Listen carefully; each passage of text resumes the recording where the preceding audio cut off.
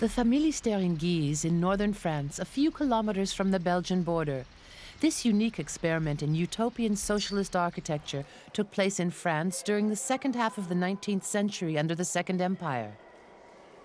The Familistère was a town within a town. Home to more than 1,000 people, it offered its working-class population over 300 comfortable apartments and a range of services that were exceptional for the time.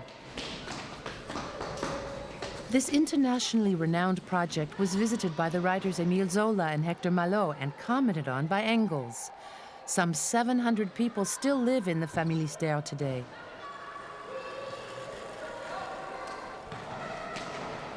May men treat us kindly, 1859. May God help us, 1859. 1859. The Industrial Revolution caused a massive population shift from the country to the towns. The new urban proletariat lived in extremely insalubrious conditions. The issue of decent housing for industrial workers arose. At this time, most workers' housing estates were privately funded ventures. Factory owners had an interest in keeping their still largely transient workforce close at hand. Jean-Baptiste-André Godin, the founder of the Familistère, was not like other industrialists. Born in northern France in 1817, this former locksmith owed his fortune to a stove he invented and which bore his name. His factory opened in 1846 with a workforce of 30. 10 years later, there were 330 workers. A rural population recruited on the spot and for whom there was no existing housing. Godin, who remembered the dire conditions of his own life as a journeyman, was determined to improve their lot.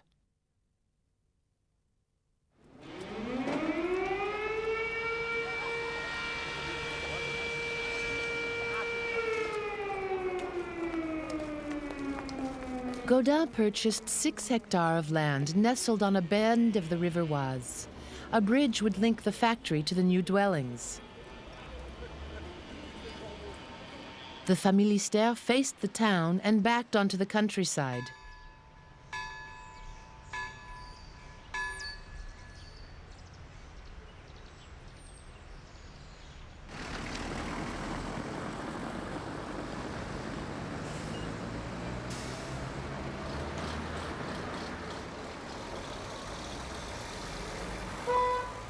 To realize the project, the industrialist became an architect. Godin drew up the plans for his housing estate himself.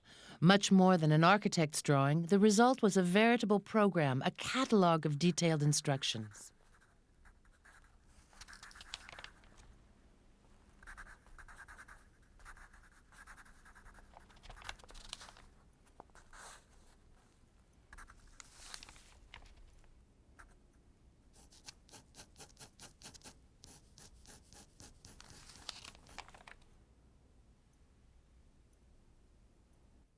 The design was simple: 3 parallelograms linked by passages.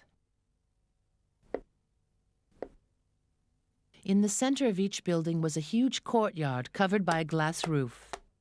Each block was an independent housing unit, enabling Godin to stagger the building work over time.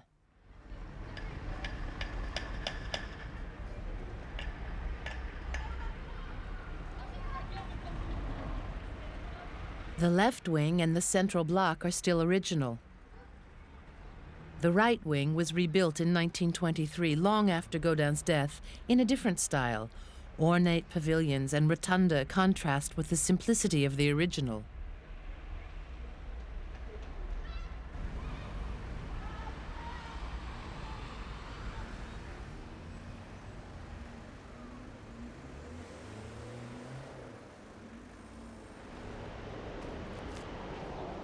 The old town of Guise looked down on the bold new housing estate, referring to it as a pile of bricks. With its inexpensive housing and shops, the Familistère was an unwelcome competitor. Furthermore, the town's bourgeoisie believed that the concentration of working-class families would become a den of iniquity, threatening their peaceful existence. Yet Godin saw these communal dwellings as the housing for the modern age. He offered its residents a range of otherwise inaccessible services, which he termed the equivalents of wealth. The ideal of progress, he said, must be embodied in a superior form of architecture, which shall be to the simple house what the factory is to the small workshop. These principles are driven by ideological concerns. Godin was an active social reformer. In his youth, he had discovered the writings of Charles Fourier in a newspaper article. Fourier, who died in 1837, was a prominent figure in what Marx termed the utopian socialist movement. Fourier had envisaged a new social order whose founding unit was a small community of people who lived and worked together in the same building, that he called a Familistère or phalanstery. For Fourier, the phalanstery had to surpass palaces. He drew inspiration from the most beautiful palace known at the time, Versailles, with its layout of a central building flanked by wings enclosing a parade ground. Godin's initial drawing reflected this classical layout. He included a pinnacle similar to the one at Versailles, but later opted for a regional design found all over Flanders, the crow-stepped gable. 1865. Although the final wing had yet to be built, people still flocked to Guise to admire the new palace with its regal portals and surrounding wall. The outbuildings housing the Familistère's shops and stables took the place of the chateau's farm. But this palace was not intended for a king. There was no social hierarchy here. Workers, engineers, and the factory owner himself lived together in this social palace.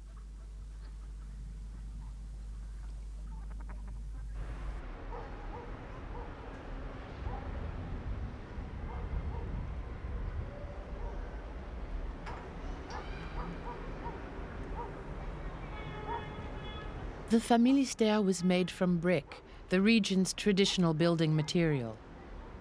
Originally covered in white plaster, the brickwork is rudimentary yet meticulous.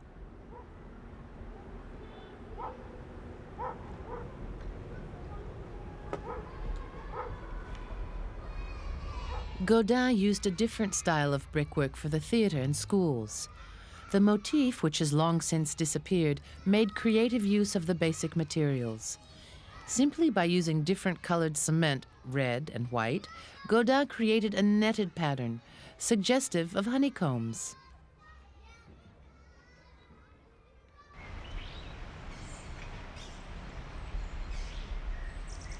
Inspired by Fourier, who compared the inhabitants of the phalanstery to a swarm of bees, Godin adopted the beehive as the emblem of his estate. However, his design did not include what Fourier called the fourth wheel of the carriage, a new order of free love. As its name indicates, Godin's Familistère was designed for families.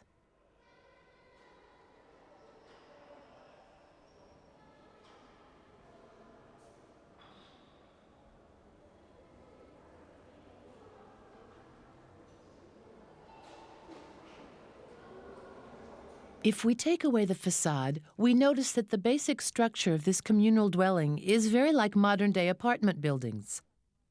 A stack of identical stories, each one divided into spaces big enough for 2 apartments by a series of 10-meter-long firewalls. The concept is simple. The same entrance hall leads to 2 apartments. Each apartment comprises 2 large rooms, one behind the other. Each room is roughly 20 square meters, 4 meters wide and 5 meters long, with good 3-meter-high ceilings. But for Godin, the real luxury was more than just space. It was being able to arrange furniture in at least 2 ways.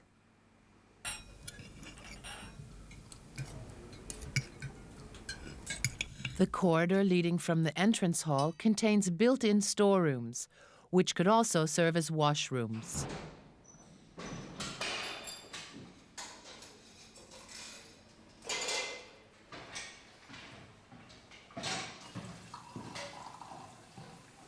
All the apartments could be extended from 2 rooms to 6 rooms, according to each person's needs and means.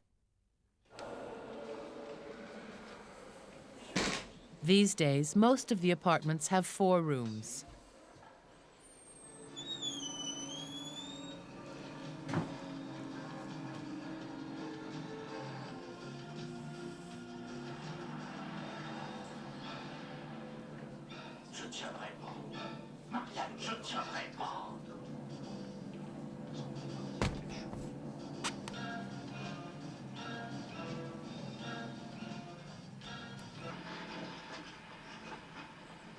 Godin encouraged the tenants to make sensible use of this extendable feature.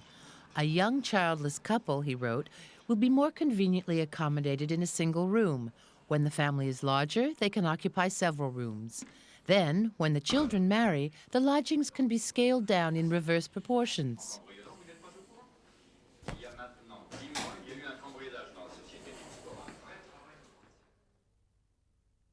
To organize the movement of people within each block, Godin drew inspiration from hospitals and barracks, which were the only large buildings designed for communal living at that time.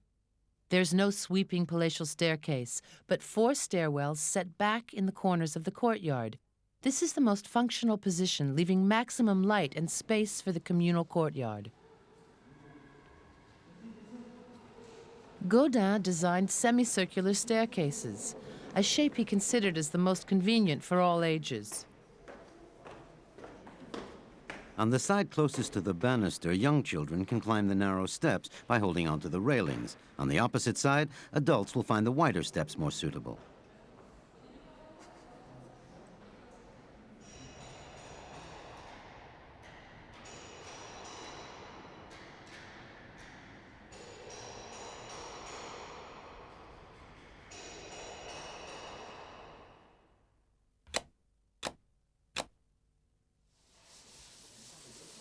Movement on a horizontal plane is regulated by the walkways. These are 1.3 meters wide, sufficient for people to pass by one another easily without depriving the apartments below of light. These walkways were inspired by Fourier. Designed like indoor streets, they offer access to the apartments and protection from the elements and are ideal for encouraging encounters. Critics of communal housing condemned this style of open-plan architecture as the lack of privacy actively encouraged meetings of an immoral nature.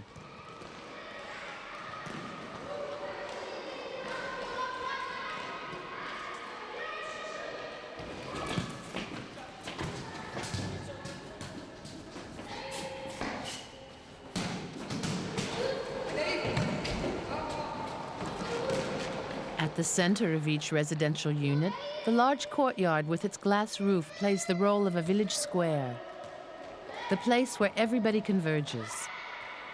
Originally, the ground floor of these courtyards housed shops, a cafe, a library, and public baths. The residents' social needs were thus provided for in the sheltered environment of the Familistère.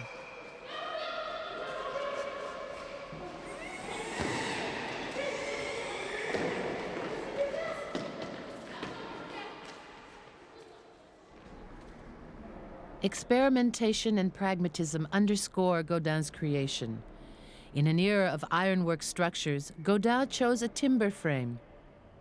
40 meters by 20, almost 1,000 square meters of glass resting on a traditional structure, a remarkable technical feat.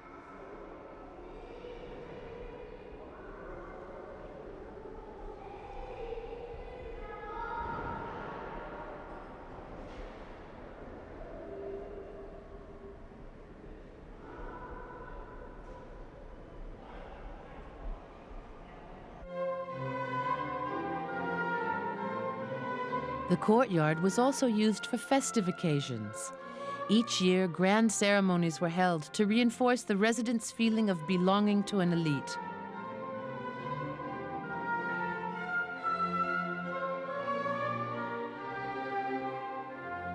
The balustraded walkways become balconies, wrote Godin, from which the residents can watch a magnificent show that will remind them of how far they have come since the squalid living conditions of separate dwellings. At the social palace, the working-class population attended special ceremonies in their honor without having to leave home.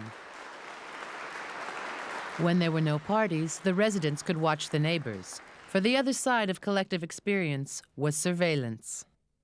As Godin explained, the orderliness and good conduct of the residents stems from the absence of privacy. Behavior in the Familistère was controlled by the watchful eye of the neighbors.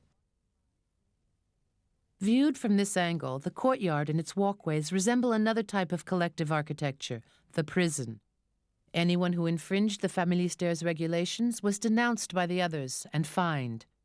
Those who persisted had their names and the nature of their offense displayed on a notice board. Madame Choquenet is fined 50 centimes for placing chairs on the third-floor balcony and for hanging washing on those chairs. Monsieur Eugène Ribot is fined 1 franc for urinating against the walls of the Familistère. He is fined an additional 50 centimes for tearing up the first notice. The man named Warocco is fined 10 francs for lodging Monsieur Jules Paudry, who had been expelled from the Familistère. The worst offenders were expelled.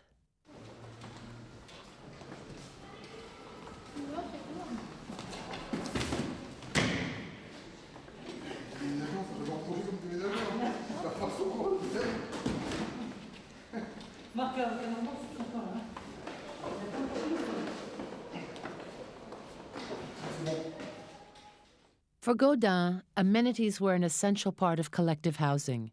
He took 20 years to complete his workers' estate. 1859, completion of the first residential building. 1865, completion of the second residential building and the crèche behind it. Followed by the economas, the Familistère shops, a farmyard, stables, and a vegetable garden. 1869, the schools and the theater. 1870, the laundry and the swimming pool.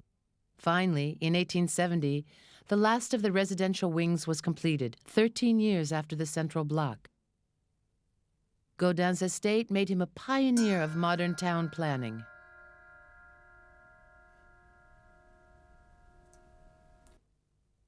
Fourier included a church in his plan for the phalanstery. Godin replaced it with a theater, which he built facing the residential blocks. Godin saw the theater as the factory that would mold the new man, the familistérien. Indeed, despite its intricate brickwork, the theater's architectural style is similar to that of a factory.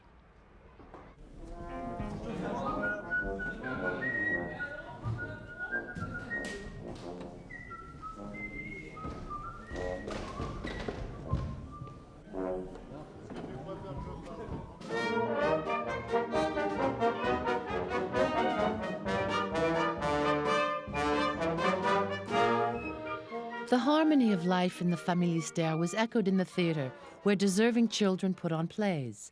But Godin stressed that its role was to instill morals. Every Sunday, he gave lectures on morals to the residents. The turnout was often disappointing. Yet Godin was determined to educate the working class whom he saw as big children. It was not by coincidence that the schools for the children were placed on either side of the theater where the adults received education, like little workshops attached to the big factory. Originally, there was a crèche behind the central residential block. This, the smallest of the seats of learnings, was joined as if by an umbilical cord to the main building. Thus, the crèche, schools, and theater formed an educational axis running through the center of the estate.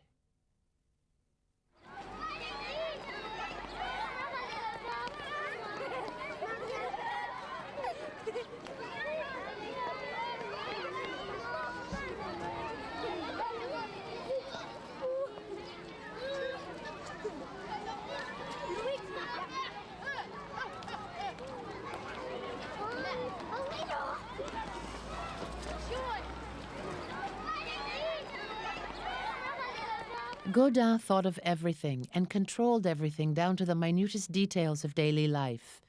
He designed the crèche and the school furniture, detailing the measurements with obsessive precision. The human body was like a yardstick. Length of the two forearms combined, the hands touching at the thumbs and held to the chest. Height of the leg from the floor to the back of the knee increased by 2 centimeters for the shoe, for children 1.23 meters tall, and by 3 centimeters for taller children.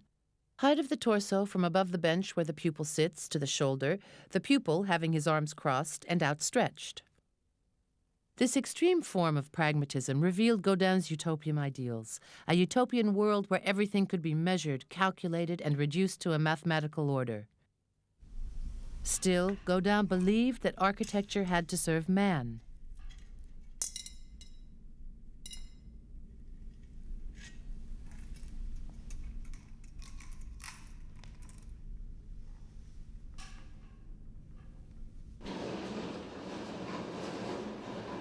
In the Familistère, all the apartments are illuminated and ventilated by large windows looking onto the outside and onto the courtyard. For Godin, the light filling the housing estate is a sign of the intellectual and moral progress of the generations who would be reborn to a new social enlightenment. It was essential that light permeate from the attic to the basement. A series of grates allowed light to enter the shop cellars located beneath the courtyard.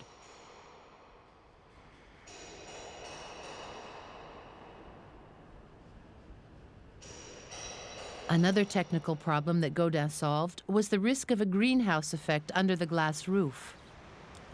He invented an early form of air conditioning. This simple and entirely natural system embodied Fourier's dream of a space with a temperate climate all year round. Air entered the cellar via large vents, where it formed a reservoir of cool air in the summer, warm air in the winter. This air was then redistributed in the courtyard through lateral vents. Openings in the glass roof meant that air circulated constantly. Another, less spectacular yet lasting invention was this rubbish chute. Godin also brought running water to the Familistère. Each floor had a water fountain and toilets, making the Familistère more comfortable than the majority of bourgeois apartments in Paris at the time.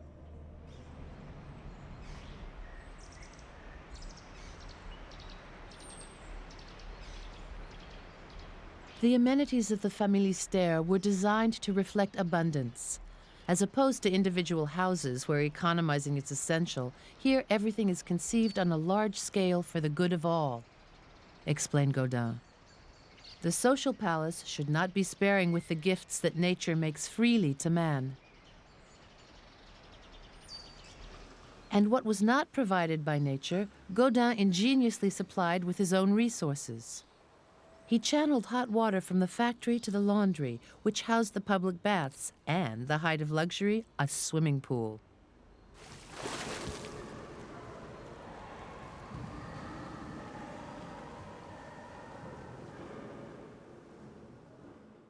Air, space, light, the essential human needs that underscored Godin's architecture.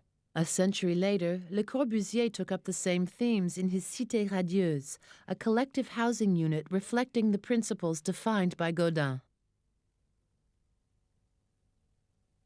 A year before he died, Godin built another Familistère for his factory at Laeken, near Brussels.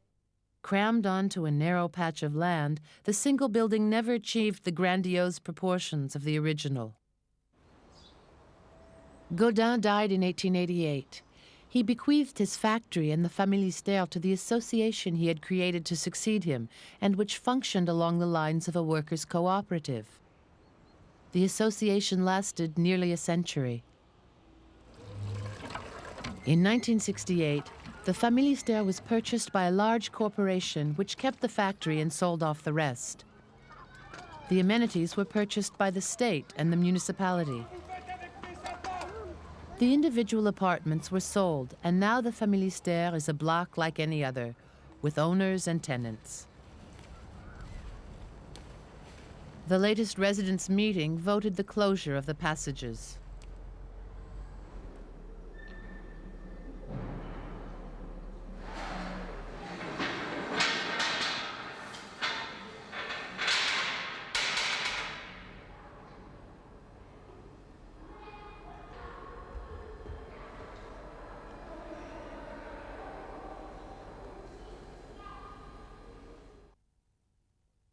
One can develop plans in books, but when it comes to putting them into practice, one has to confront the contradictory desires of men. The rare attempts at social reform have so often met with failure that social reformers are dismissed as dreamers. Perhaps the same is said of me, but I have been a man of action. I have made my thoughts reality. I put them into practice before theorizing. I cannot be accused, therefore, of remaining in the realm of utopia.